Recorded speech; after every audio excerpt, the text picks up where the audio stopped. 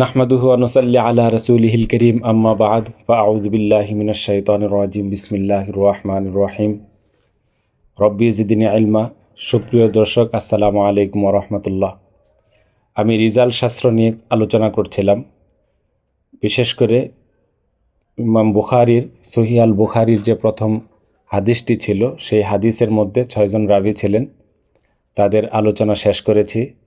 আজকে শুরু করব বুখারীর দ্বিতীয় হাদিসের সনদে যে রাবী রয়েছেন তাদের একজন একজন করে জীবনী নিয়ে। এই সনদে মোট 5 জন রাবী রয়েছেন। বুখারীর দিক থেকে নবী করিম সাল্লাল্লাহু আলাইহি ওয়াসাল্লাম পর্যন্ত পর্যায়ক্রমে তারা হলেন আবদুল্লাহ ইবনে ইউসুফ, মালিক ইবনে আনাস, হিশাম ইবনে উরওয়া ইবনে জুবায়ের এবং আয়েশা রাদিয়াল্লাহু তাআলা আনহা। আজকে আলোচনা করব আবু মুহাম্মদ আবদুল্লাহ ইবনে ইউসুফ রহমতুল্লাহ আলাইকে নিয়ে। তিনি ইমাম বুখারীর সরাসরি উস্তাদ। আবু মুহাম্মদ আবদুল্লাহ ইবনে ইউসুফ ছিলেন মালিকি মাযহাবের প্রবক্তা হযরত মালিক ইবনে আনাস রহমতুল্লাহি আলাইহের বিশেষ ছাত্র। মালিক রহমতুল্লাহ আলাইয়ের মুয়াত্তার অনুলিপিকারী ও বর্ণনাকারীও তিনি মুয়াত্তা গ্রন্থের প্রায় 100টি হাদিস বর্ণনা করেছেন, যা পরবর্তীতে ইমাম বুখারী তার সহিহ বুখারীতে সংকলন করেছেন। এই বিশিষ্ট ব্যক্তির ব্যক্তি জীবনের ব্যাপারে তেমন কিছুই জানা যায় না। শিশুকাল, বেড়ে ওঠা, লেখাপড়া, কর্মক্ষেত্র ও পরিবার, এগুলো নিয়ে রিজাল শাস্ত্রের কেউ তেমন কোনো আলোচনা করেননি। সবাই গড়পড়তা তিনি কেমন মানুষ ছিলেন, তার থেকে হাদিস গ্রহণ করা যাবে কি না, এই নিয়ে মতামত দিয়েছেন। রিজাল শাস্ত্রে আসলে এতটুকু হলেই চলে। এখন সেই আলোচনাই করছি। নাম ও বংশ পরিচয়। আবু মুহাম্মদ আবদুল্লাহ ইবনে ইউসুফ আল কিলাই আল দিমাশকি আল মিসরি আর তানিসি। তার মৃত্যু হয়েছিল 218 হিজরিতে। তিনি ছিলেন একজন বিশ্বস্ত মুহাদ্দিস এবং ইমাম মালিক ইবনে আনাস রহমতুল্লাহি আলাইহের মুয়াত্তা শরীফের অন্যতম বিখ্যাত বর্ণনাকারী। তার কাছে ইমাম মালিকের বিভিন্ন মাসলা মাসাইল সম্পর্কিত জ্ঞানও ছিল।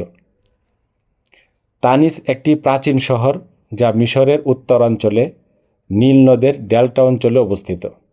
এটি একটি গুরুত্বপূর্ণ প্রাচীন শহর ছিল এবং মিশরের বহু প্রাচীন ইতিহাসের অংশও এই তানিস শহর। বর্তমানে এটি মিশরের শারকিয়া প্রদেশে অবস্থিত। এখানেই আবদুল্লাহ ইবনে ইউসুফ জন্মগ্রহণ করেন। পরবর্তীতে হাদিস, ফিকাহ, আরবি সাহিত্য সহ অন্যান্য বিষয়ে উচ্চতর জ্ঞান অর্জনের জন্য তিনি হিজাজ তথা মদিনায় গমন করেন।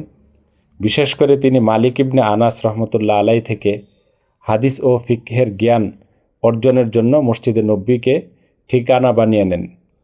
যতদিন মালিক রহমতুল্লাহ আলাই হায়াতে ছিলেন ততদিন তিনি মদিনা ত্যাগ করেননি। তিনি কেমন ছিলেন এই ব্যাপারে তার ছাত্র ইমাম বুখারী রহমতুল্লাহ আলাই মন্তব্যই যথেষ্ট। তিনি বলেন, আবদুল্লাহ ইবনে ইউসুফ সিরিয়াবাসীর মধ্যে সবচেয়ে বিশ্বস্ত ছিলেন।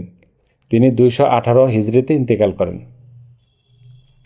তিনি নিম্নোক্ত ব্যক্তিদের থেকে হাদিস বর্ণনা করেছেন: সাইদ ইবনে আব্দুল আজিজ, আব্দুর রহমান ইবনে ইয়াজিদ ইবনে জাবির, সাইদ ইবনে বশির, ইমাম মালিক, আল-লাইথ, মুয়াবিয়া ইবনে ইয়াহিয়া আত-তারাবুলুসি, আবদুল্লাহ ইবনে সালিম আল-হিমসি, ইয়াহিয়া ইবনে হামজা, সাদাকা ইবনে খালেদ, মুহাম্মদ ইবনে মুহাজির, আল-ওয়ালিদ ইবনে মুহাম্মদ আল-মাউকারি, বাকার ইবনে মুজার এবং আবু খারিজা আনবাসা।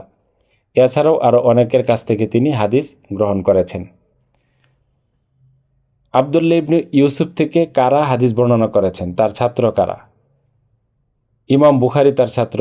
তাছাড়া ইয়াহিয়া ইবনে মাইন, জুহলি, আবু ইসহাক আল জুজ্জানি, ইসমাইল সামওয়াই, আবু হাতেম, ইয়াকুব আল ফাসাবি, আহমদ ইবনে আব্দুল ওয়াহিদ ইবনে আবুদ, ইয়াহিয়া ইবনে উসমান ইবনে সালেহ, আবু ইয়াজিদ আল কারাতিসি, ইসহাক ইবনে সিয়ার আল নাসিবি, বাকর ইবনে সাহাল আল দামিয়াতি, আবু বকর আস সাগানি, আর রাবি ইবনে সুলাইমান আল মুরাদি, ইবনে ওয়ারা এবং আরও অনেকেই।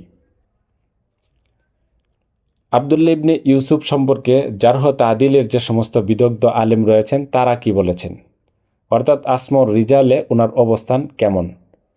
আবু আহমদ ইবনে আদি আল জুরজানি বলেন, আবদুল্লাহ ইবনে ইউসুফ ছিলেন দামেস্কের অধিবাসী। তিনি সত্যবাদী এবং তার সম্পর্কে কোনো আপত্তি নেই।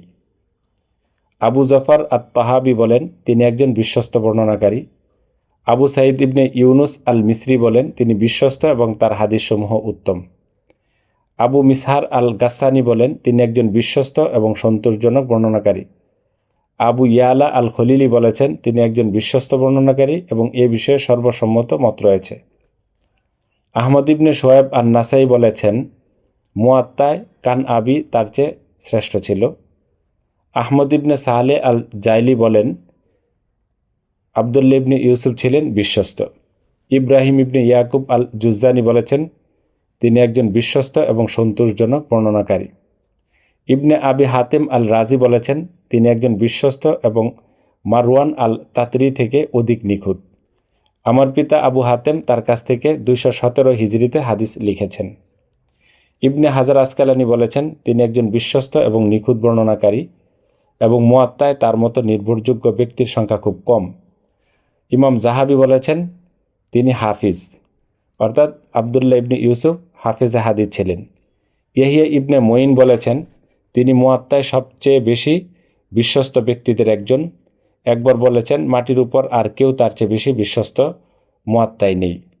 তিনি এখানে আবদুল্লাহ ইবনে ইউসুফকে উদ্দেশ্য করেছেন। সুপ্রিয় দর্শক, এই ছিল সংক্ষিপ্ত কিছু কথা। আপনাদের কাছে একটি আরজ, নিয়মিত ভিডিও পাওয়ার জন্য আপনারা ইচ্ছা করলে সাবস্ক্রাইব করতে পারেন। ইনশাল্লাহ সাবস্ক্রাইব করা থাকলে পরবর্তী ভিডিওগুলোর নোটিফিকেশন পাবেন। আমার আশা থাকবে আপনাদের দোয়ার মধ্যে আমাকে শামিল করা। সেই প্রত্যাশায় আজকের ভিডিও এখানেই শেষ করলাম। ওয়া আখিরু দাওয়ানা আলহামদুলিল্লাহি রাব্বিল আলামিন।